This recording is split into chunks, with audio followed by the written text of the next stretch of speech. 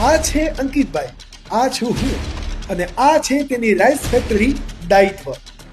એક દિવસ રાઈસ ખાવાનો શોખીન અંકિતભાઈને વિચાર આવ્યો કે ભારતમાં જો સૌથી વધારે ખવાતું ધાન ચોખા છે તો ભારતના દરેક લોકો હાઈ ક્વોલિટીના ચોખા કેમ નથી ખાઈ શકતા. લોકો કેમિકલ વાળા, આર્ટિફિશિયલ સુગંધ વાળા અને ભેળસેળ વાળા ચોખા જ ખાય છે. બસ આ વિચાર પછી જીજા સાળાની જોડીએ રાઈસના બિઝનેસમાં એવું ઝંપલાવ્યું કે ગુજરાતના હજારો પરિવારમાં દાયિત્વ બ્રાન્ડના બાસમતી કે કોલમ ચોખા આજે ડાયરેક્ટ ફેક્ટરીથી પહોંચે છે.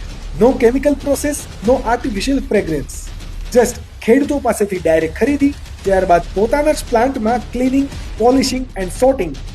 આજે દાયિત્વ બ્રાન્ડ મોટી મોટી રાઈસ બ્રાન્ડને પણ ટક્કર આપી રહી છે અને ડાયરેક્ટ ફેક્ટરીથી લોકોના ઘર સુધી હોટેલ અને કેટરર્સને પ્રીમિયમ ક્વોલિટીના ચોખા માર્કેટના ભાવે આપી રહી છે. દાયિત્વ રાઈસના પ્લાન્ટની વિઝિટ કર્યા પછી મને એક વસ્તુ સમજાઈ ગઈ કે ફૂડ બિઝનેસ એ માત્ર બિઝનેસ નથી, એ એક રિસ્પોન્સિબિલિટી છે અને એ રિસ્પોન્સિબિલિટીનું નામ દાયિત્વ.